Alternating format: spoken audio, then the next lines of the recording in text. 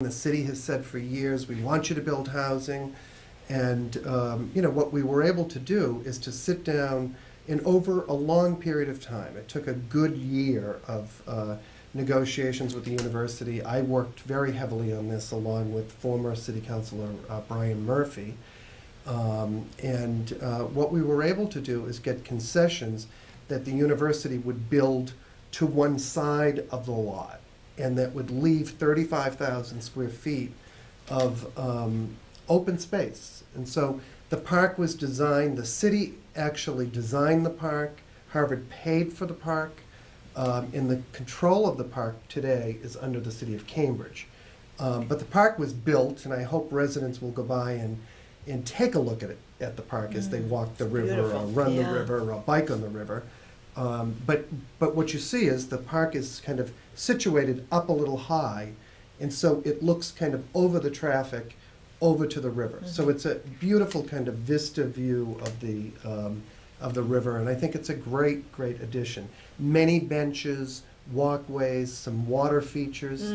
So if you have the kids down on the river on a Sunday afternoon taking advantage of Riverbend Park, you can stop in there and the kids can get wet and cool off and then continue on your day. Yeah, and speaking of kids enjoying the river, also just a little bit upriver from this park, near the Weeks Bridge, and where Memorial Drive is closed on Sunday, and Memorial Drive already attracts a lot of inline skaters and skateboarders doing acrobatics, wonderful.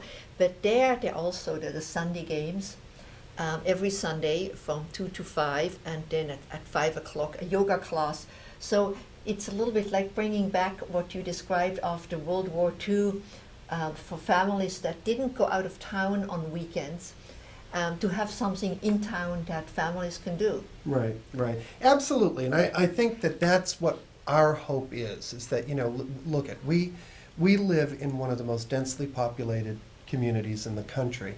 And so I think we have to learn to take good advantage of the open space that we have and use it in a very responsible way. And, it was great. I would say, I think that this spring, to go along the river and see the hundreds and hundreds of volunteers cleaning up the river, taking the time to take the dead brush away, to clean up all the papers that land along the river all winter long.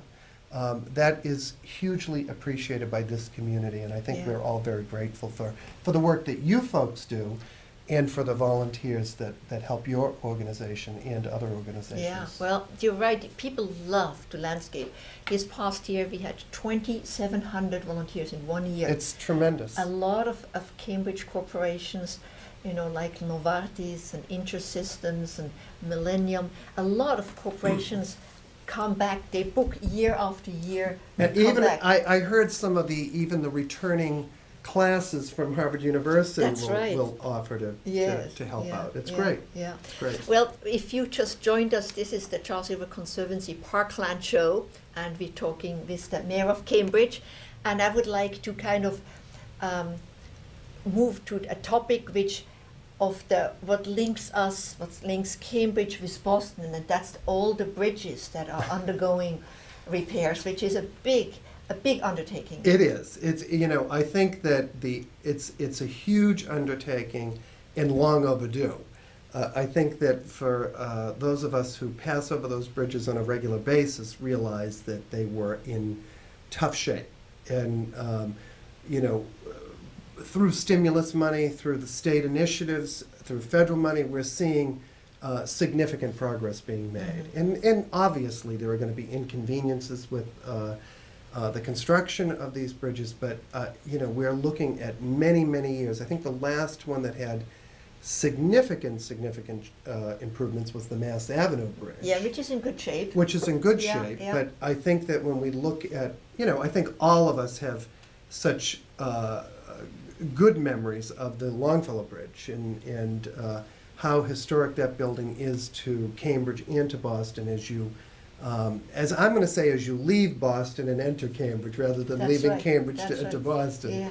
But to be able to see the improvements that are going to be made to that bridge, as well as so many of the other bridges along the river, it's a good thing. Yeah, and the Longfellow Bridge, right now, the architecture is beautiful, but you couldn't cross that bridge with a baby stroller or No. a wheelchair. Correct. And right now, it's not a place where you would go for a leisurely stroll, although somebody from Walk Boston was recently there because they're working to widen the sidewalk and to really think, said over half the people that they encounter in the time they were there had cameras. So it is already an enormous Oh, the tourist beauty that you destination. can see from that. Yeah. Absolutely.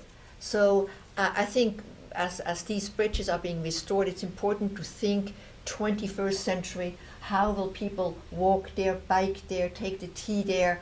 I think we need to kind of rethink the way that we use those parklands and we live in the city. Absolutely, and I would say that I think that we're also looking at significant development that has happened in the Kendall Square area. Yeah. So we're looking at hundreds of new units of housing. A lot of those folks work both in Kendall Square and they might work at Mass General. And we don't want them taking cars to work. We want them to be able to walk to work. And that's why they might choose to live there. Absolutely. Because I think we're seeing that more and more. We have fairly strict parking regulations Yeah. in all new developments in this city. But what we're seeing with the most recent developments that have gone up is that there is excess parking in all of those new developments. And so you're seeing kind of a culture change with people who are walking or biking and taking public transportation. Yeah. So, And Cambridge does a fantastic job. I would think it's a national leader in bicycle planning. absolutely. I think what Cambridge does to really, each time a road is repaved or is redone, and with these bridge renovations, the bicycle planners are there to think of how to transform the city for the 21st century. Right. Because Cambridge is such a bicycle. It's so easy for bicycling. Right. It's And, flat and easy and fun. And it can be a challenge because this is an old city that was laid out in the 1800s for the most part. And so some of our roads are more narrow than we would have laid them out were we doing this today. Yeah. So if you look at California or you look at Arizona or Florida, there are many of the roadways are much wider. But I think you are correct that I think the city has done an extraordinary job in trying to improve bicycle access at every angle that we can. And so we talked about the connection across the river, but of course there's also the connection from Cambridge to Charlestown to the Harbor Walk, and thanks to mitigation funds from the Big Dig, some 100 million are being spent, have already been spent to some degree to create the North Point Park, which is still a well-kept secret. I think it's Right. People in Cambridge don't know that area very well. I say that all the time, Renata, that I think that many people, if they visit the Science Museum and look across the street, they might think that's either Charlestown or Somerville, but it's Cambridge. And what is going to happen there ultimately, I think, is going to be a terrific urban design, one that mixes housing and commercial development with access to beautiful, beautiful parklands. And, and to be able to walk over safely to Charlestown from Cambridge is